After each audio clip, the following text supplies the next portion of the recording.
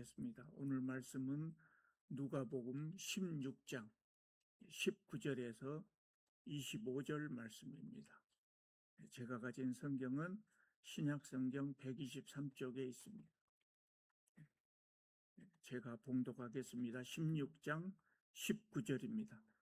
한 부자가 있어 자색 옷과 고운 베옷을 입고 날마다 호화롭게 즐기더라. 그런데 나사로라 이름하는 한 거지가 헌데 투성이로 그의 대문 앞에 버려진 채 그 부자의 상에서 떨어지는 것으로 배불리려 하며 심지어 개들이 와서 그 헌데를 핥아라.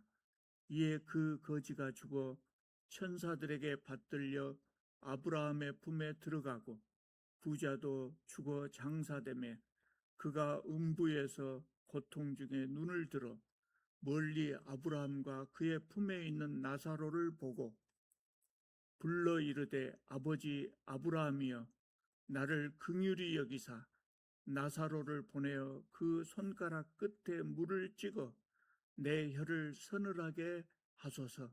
내가 이 불꽃 가운데서 괴로워하나이다. 아브라함이 이르되 예, 너는 살아있을 때 좋은 것을 받았고 나사로는 고난을 받았으니 이것을 기억하라. 이제 그는 여기서 위로를 받고 너는 괴로움을 받느니라. 아멘. 오늘은 부자와 거지 나사로 비유에 대해서 말씀드리려고 합니다. 기독교인이라고 하면 누구나 잘 아는 그런 이야기입니다. 그래도 먼저 줄거리를 먼저 살펴보겠습니다. 왜냐하면 예수께서 이 이야기를 통하여 우리에게 주시는 그 교훈이 있는데 그 교훈을 알기 위해서, 바르게 알기 위해서는 이 이야기를 정확하게 이해해야 합니다. 그래서 한번 줄거리를 살펴보겠습니다. 어떤 부자가 있었다 그랬습니다. 이 부자는 보통 부자가 아닙니다. 큰 부자입니다. 큰 부자. 요새로 말하자면 재벌급 정도 되는 부자였던 것 같아요. 어떻게 알 수 있냐면 19절에 보면 그 부자가 자색 옷을 입었더라 그랬어요. 자색 옷.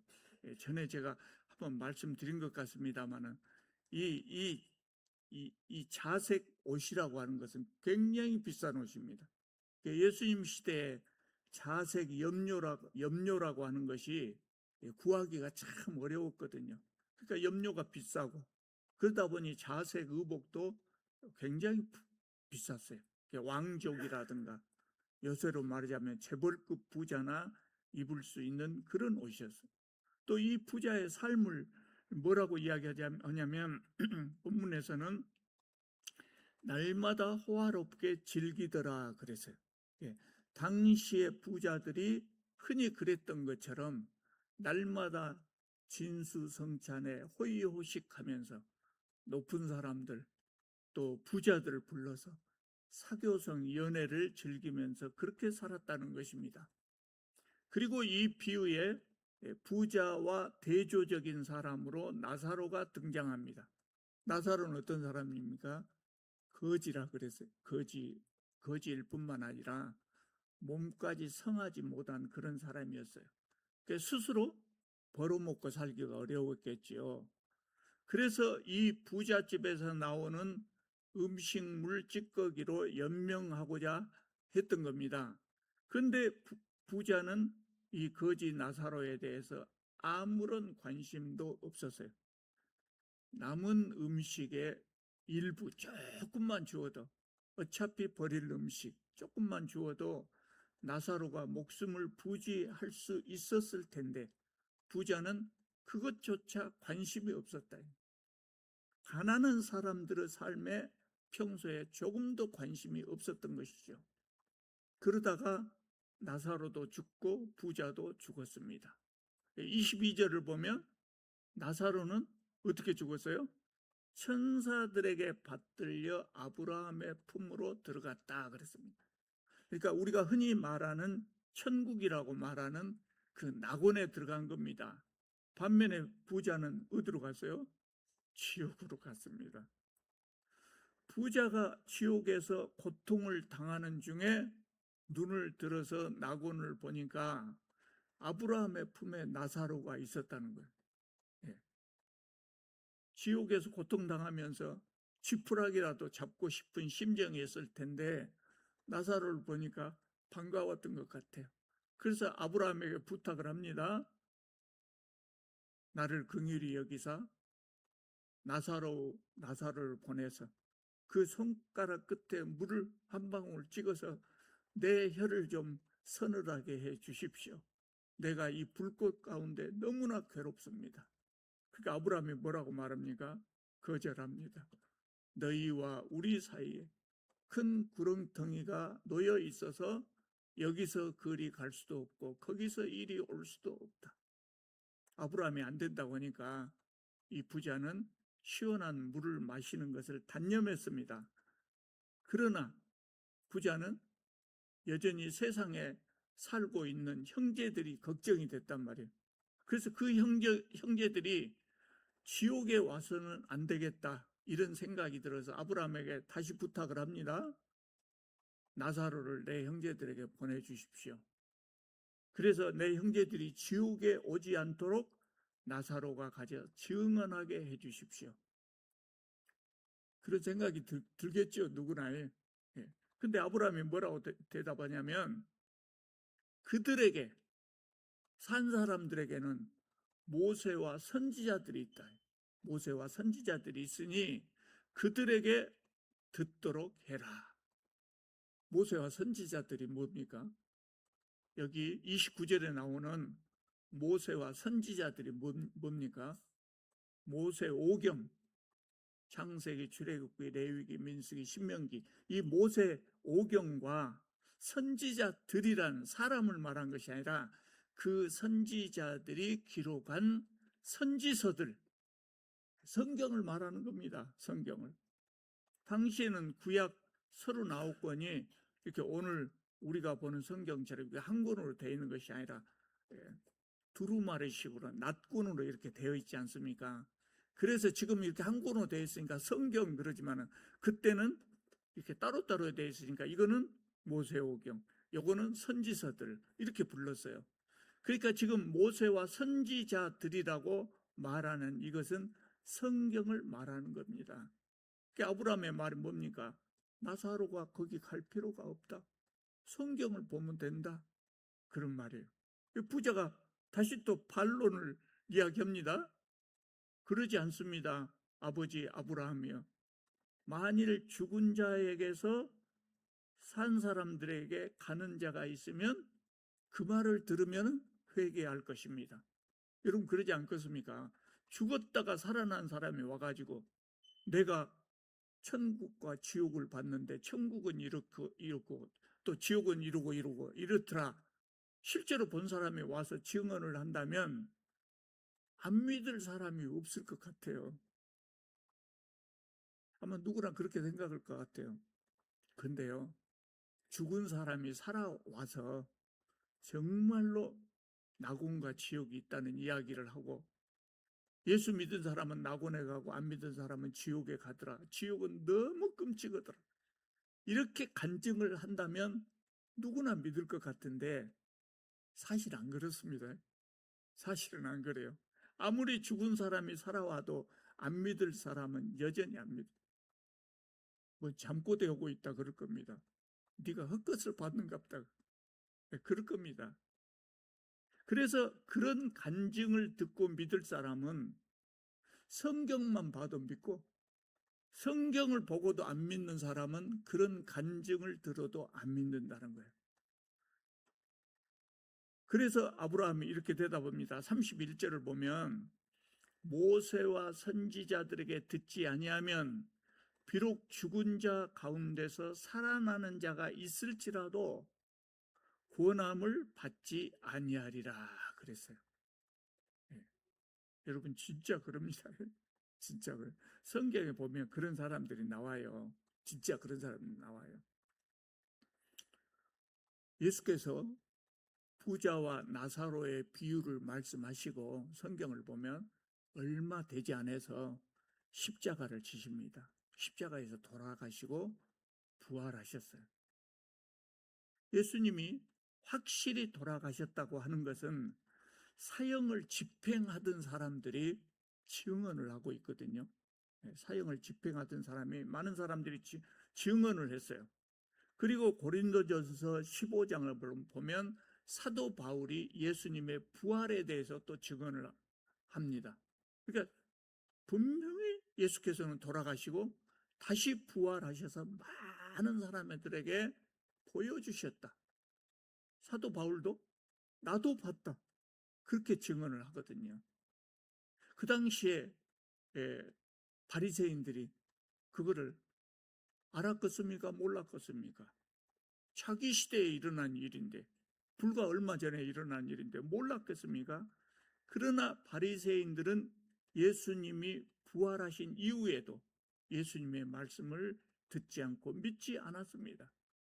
그러니까 모세와 선지자들에게 듣지 아니하면, 성경을 읽고도 느끼지 아니하면, 비록 죽은 자 가운데서 살아난 사람이 와서 구원할지라도 구원함을 받지 않는다. 아브라함의 말이 맞지 않습니까? 본문의 내용이 이제 여기까지입니다. 예수님의 비유가 여기까지입니다. 그러면 이제 우리가 이 비유를 읽으면서 이런 이야기가 있구나 하고 넘어갈 것이 아니라 우리가 거기서 교훈을 받아야 될 것 아니에요. 예수님이 무슨 이야기를 하려고 이 비유의 말씀을 하셨는가, 우리가 이제 그것을 받아들여야 된단 말이에요. 예수님이 우리에게 주시려고 하는 교훈이 무엇입니까? 우리가 죽어서 가는 낙원과 천국의 모습을 설명하려고 하신 것일까요? 그것은 아닙니다. 물론 이 이야기 속에 낙원과 지옥의 모습이 나와서 우리에게 그 모습을 보여주는 것은 사실이지만, 낙원과 지옥이 어떻게 생겼는가를 보여주려고 예수께서 이 비유를 말씀하신 것이 아니에요. 그러면 전도의 방법을 말씀하셨을까요? 죽은 사람이 살아와도 믿지 않을 사람은 믿지 않는다. 복음은 말씀으로 전하는 것이다. 이 이야기를 예수께서 우리에게 들려주시려고 한 것도 아닙니다. 이 비유가 상당히 길어요. 오늘 그 중에 일부만 읽어드렸습니다만은, 이 비유 속에 부자와 나사로의 이 비유 속에 부자와 아브라함의 대화가 상당히 깁니다. 그리고 이 이야기 속에 이 부자와 아브라함의 대화가 길기 때문에 이 비유를 읽는 독자들은 이 주제에 관심을 빼앗겨 버려요. 그래서 본래 예수께서 주시려고 하는 교훈이 무엇인가, 그 헷갈려 버릴 수가 있어요.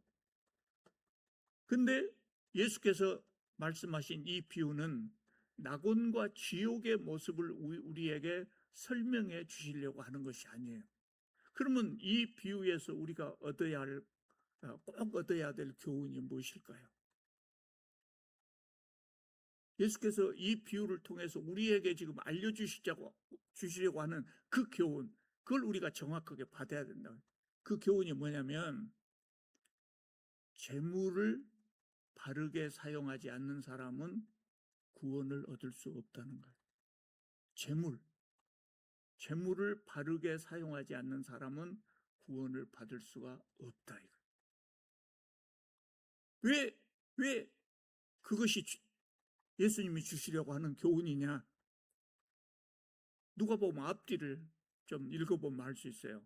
이 줄거리, 이 비유의 동기가 16장 1절부터 시작하거든요.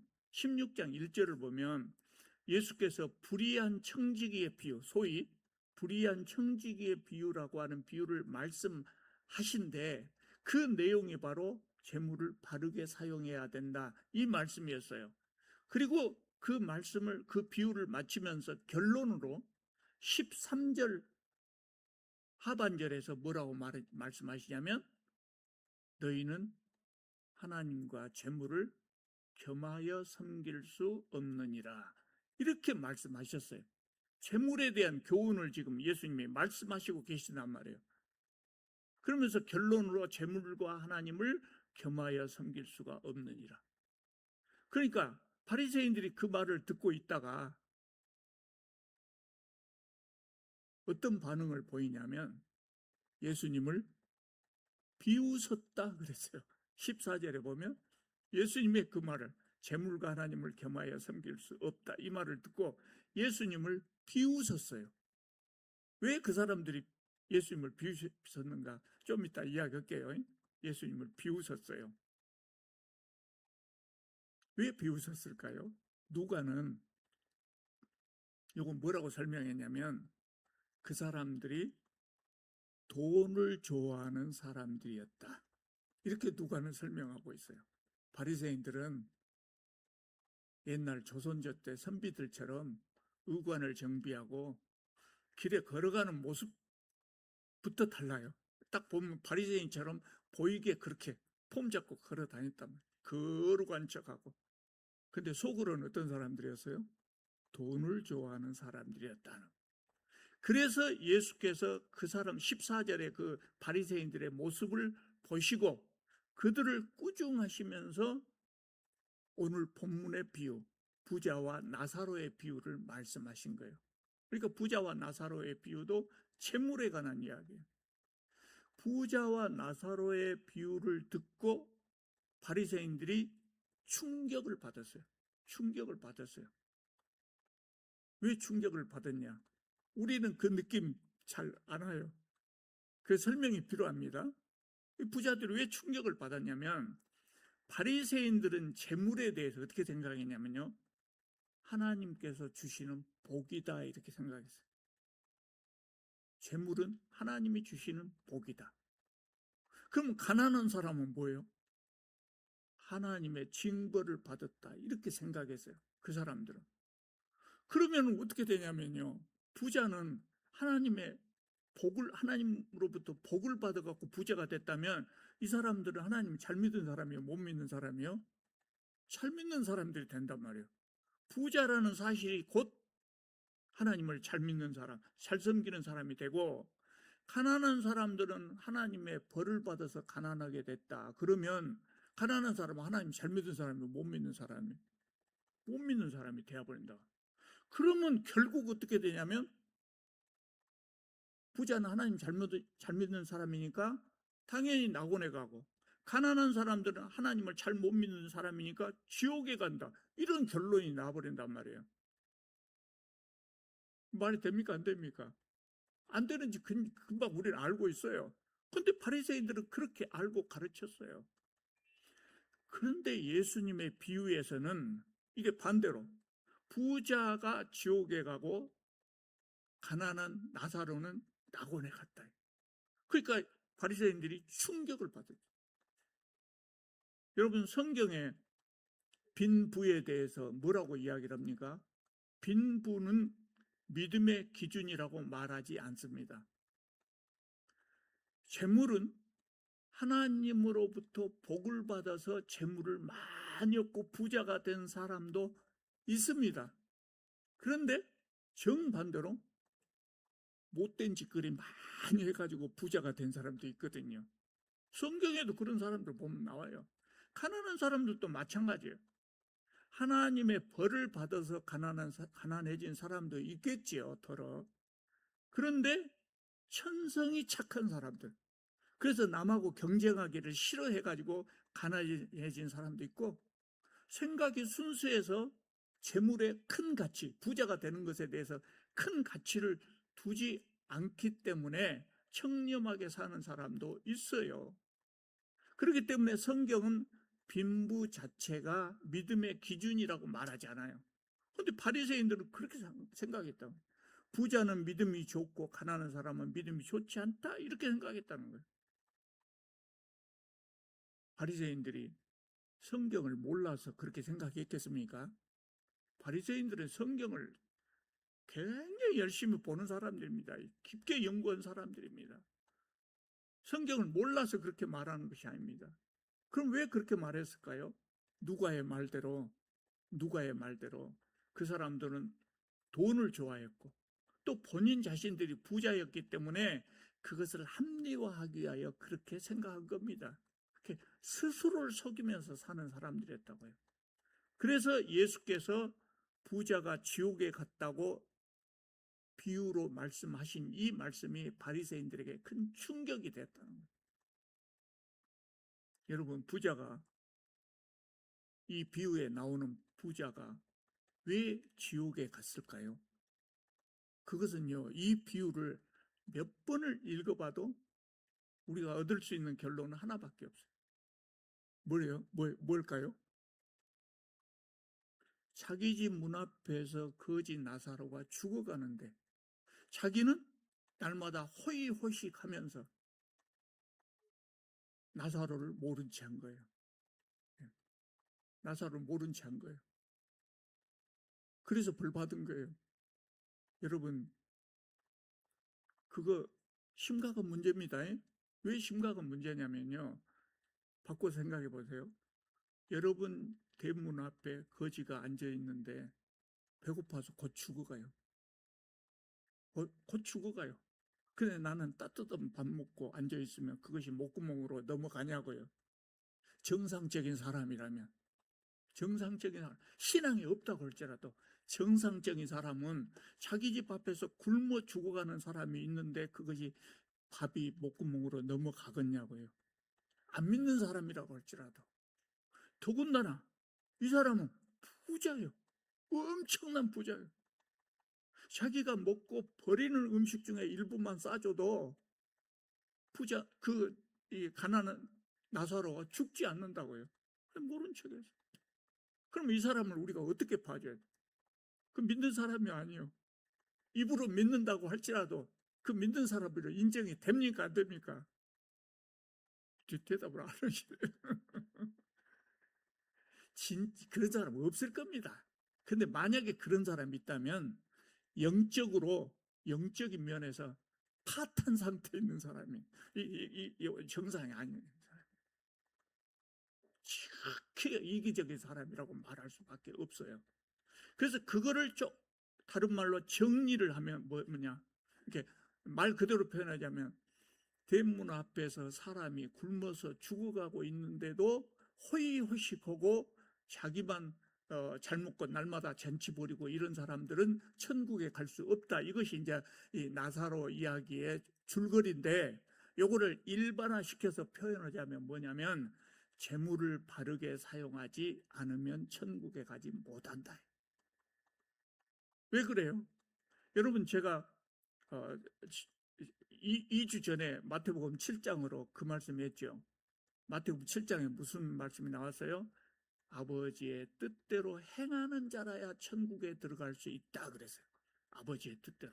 하나님의 뜻대로 행하는 자라야 천국에 들어가는데, 이 하나님의 뜻 속에 무엇도 들어가요? 재물에 대한 하나님의 뜻도 포함된다고요. 그러니까 우리가 하나님의 뜻대로 행하는 것 속에 재물에 대한 하나님의 뜻도 우리가 살펴서 그 뜻도 우리가 그 뜻대로 행해야 된다고 말이에요. 하나님께서 재물을 우리에게 주신 하나님의 뜻이 무엇입니까? 이제 두 가지로 저는 이야기하고 싶어요. 두 가지. 첫째는 뭐냐면 가족을 부양하라는 거예요. 이거 중요합니다. 가족을 부양하라. 두 번째, 가족을 부양하고 여유가 있으면 뭘 해야 돼요? 어려운 이웃을 보살피라는 거예요. 어려운 이웃을 보살피라. 이 두 가지가 들어있어요. 그러니까 가난한 사람들은 자기 가족만 부양해도 모자라겠죠. 그게 남을 돕지 못해요. 어쩔 수 없죠, 그것은. 근데 자기 가족을 부양하고도 남은 재산이 있음에도 불구하고 집 앞에서 가난한 사람이 굶어서 죽어가고 있다, 모른 채 하면 그것은 하나님의 뜻대로 행하는 것이 아니라. 부자는 혼자서 호의호식한데만 관심이 있었습니다. 그래서 이 사람은 천국에 들어가지 못한 겁니다. 그러니까 여러분, 우리가 착각하면 안 될 것이 재물을 잘 사용하는 거 있잖아요. 재물을 하나님의 뜻대로 사용하는 것은 단순히 선행의 문제가 아니에요. 신앙의 문제입니다. 신앙의 문제. 제가 오래전에 제가 학교 근무할 때 그 학교에서 방과 후 시간에 기독 학생들을 모아놓고 재물에 대한 강의를 좀 했어요. 근데 좀 자극적으로 하려고 강의를 막 시작하면서 뭐라 했냐면, 재물을 바르게 사용하지 않으면 구원을 받을 수 없습니다. 그 이야기를 했거든요. 그리고 재물에 대해서 쭉 설명을 했어요. 그러니까 저 뒤에 앉았던 여학생이 강의가 끝난 다음에 저한테 와서 뭐라고 하냐면, 교수님이 재물을 바르게 사용하지 않으면 천국에 갈 수 없다, 이렇게 말씀하신 것을 듣고 이단인 줄 알고 일어서서 나가버리려고 했습니다. 그렇게 이야기를 하더라고요. 그러니까 제가 그때 느낀 것이 뭐냐면, 뭘 느꼈냐면, 우리 교회들이 성도들에게 가지고 있는 재산 중에 헌금하란 말은 너무 많이 했지만, 헌금을 어떻게 사용하는 것이 기독교인다운 사용이냐, 그것에 대해서는 너무나 소홀히 가르쳤구나. 이 나사로 비유에 나오잖아요. 재물을 제대로 사용하지 않으면 천국에 가지 못해. 하나님 뜻대로 사용하지 못하면. 그런데도 교회가 이 재물에 대한 이야기를 너무나 말하지 않았다, 교육하지 않았다, 그런 생각이 들더라고요. 그래서 저를 보고 이단인 줄 알았대요. 저 신학교 다닐 때 공부 열심히 했어요. 몇 등으로 졸업했는가는 말 안 할게요. 저 공부 잘했어요. 열심히 공부했어요. 엉터리로 공부한 거 아니에요. 예수께서는 이 말씀을 하신 다음에, 이 말씀을 하시면서 바리새인들이 좋아하는 율법의 문제를 거론했어요. 그래서 17절을 보면, 율법의 한 획이 떨어짐보다 천지가 없어짐이 쉬우리라. 그러니까 율법이 중요하다는 이야기를 지금 말씀하셨어요. 율법이 중요하다, 이 말씀을 하시고 이 부자와 나사로의 비유를 말씀하신 거예요. 율법과 이 비유가 무슨 관계가 있어요? 모세의 율법을 보면 가난한 사람을 도와주란 말이 수도 없이 많이 나와요. 제가 신명기를 읽으면서 감동적이었던 것은 뭐냐면, 추수할 때 흘린 이삭 줍지 마라. 여러분, 나무밭에 가서 이삭 주워본 적 있습니까? 저 학교 다닐 때 추수기가 끝나면요, 학교에서 그 보리쌀, 그 뭐라 그러죠? 껍질 벗기지 않는 그거 주워 갖고 오라 그래요. 한 바가지씩 내놓으라. 저는 농사를 짓지 않아서, 우리 집 농사를 안 지었기 때문에 참 고통스러웠어요. 남의 밭에 가서 주술 수밖에 없는데, 남의 밭에 가서 이거 주술려고 하면요, 저 주인이 깜짝 놀래요. 막 소리치면 이놈들아 나가라 막 그럽니다. 근데 우리 성경은 뭐라 하겠냐면, 추수할 때 흘린 이삭 줍지 마라. 추수할 때 깜빡 잊어버리고 베지 않고 지나친 것이 있으면 돌아가서 그 마저 베지 마라 그래요. 왜 그래요? 그거 누구의 몫이에요? 가난한 사람들의 몫이다. 그러니까 베지 마라. 룻기의 룻이 시어머니 봉양하면서 뭘로 봉양해요? 이삭 주워 갖고 봉양해요. 신명기를 그렇게 이야기하고 있어요. 잠언은 가난한 사람을 홀대하는 것은 하나님을 홀대하는 것이라고 가르치고 있어요. 구약 전체의 가르침이 하나님을 사랑한다면 가난한 사람들을 도와라, 그거였어요. 근데 이 부자는 전혀 가난한 사람들의 관심을 갖지 않았다. 하나님을 믿는 사람다운 행동이 아니죠. 나사로는 왜 낙원에 갔을까요? 이 비유에서 나사로가 천국에 간 이유를 뭐라고 설명합니까? 안 나와요. 나사로가 천국에 간 이유는 뭔가는 이 비유에서 설명을 하지 않아요. 왜 그래요? 예수님께서 이 비유에서 교훈하시고자 하는 주제에서 벗어난 이야기예요. 그것에 대해서 자세히 설명하지 않아요. 그래서 이 비유를 보면서 나사로가 낙원에 간 이유를 찾으려고 하면 안 되는 것이에요. 그것까지만. 부자가 재물을 사용하는 것에 대한 교훈만 얻으면 된다는 거예요. 그런데 나사로가 왜 구원받았는가 보다 더 중요한 교훈이 또 한 가지가 이 비유 속에 들어있어요. 그 교훈은 뭐냐면 가난한 사람들도 구원받을 수 있다는 거예요. 너무나 당연한 이야기지만 아까 제가 말씀드린 대로 우리 시대에는 너무나 당연한 이야기지만 예수님 시대 바리새인들은 그렇게 가르치질 않았다. 가르치지 않았어요. 부자는 복 받은 사람이고 가난한 사람은 벌 받은 사람이다. 그래서 가난한 사람들은 천국에 들어갈 수 없다고 생각을 했단 말이에요. 그렇게 가르쳤어요, 바리새인들이. 근데 예수님은 가난한 사람이 오히려 천국에 갔어요. 예수님 시대에 대부분의 사람들이 가난했답니다. 대부분의 사람들이 가난했어요. 그러면 그 시대 사람들이 남을 돕는 것을 쉽게 할 수 있겠습니까? 없겠습니까? 첫째는 가난해서도 남을 도울 수 없었는데 그것 못지않게 중요한 이유가 또 한 가지 있는데 그건 뭐냐면 가난하게 되면은 천국에 못 간다고 하거든요. 바리새인들이 그렇게 가르치거든요. 가난하면 천국에 가지 못한다. 믿음이 안 좋기 때문에 천국에 못 간다. 이렇게 그 당시 사람들이 생각했단 말이에요. 그게 가난한 사람들이 그래도 한 끼 굶어 죽어가는 사람 도와주자 이런 생각을 가지려고 해도 내가 더 가난해지면 나도 역시 천국에 가지 못할까 그런 걱정들을 많이 했던 것이죠. 그런데 예수님의 이 교훈을 들으면서 사람들은 가난한 사람들을 돕기 위해서 내가 가난하게 되는 것은 참으로 좋은 일이구나 이렇게 생각하게 되었다는 거죠. 여러분, 예수께서는 지금도 성경을 통해서 우리에게 말씀하십니다. 너희는 하나님과 재물을 겸하여 섬길 수 없다. 우리는 재물을 하나님의 뜻대로 잘 사용함으로 하나님의 충성스러운 청지기들이 다 되실 수 있기를 바랍니다. 기도드리겠습니다.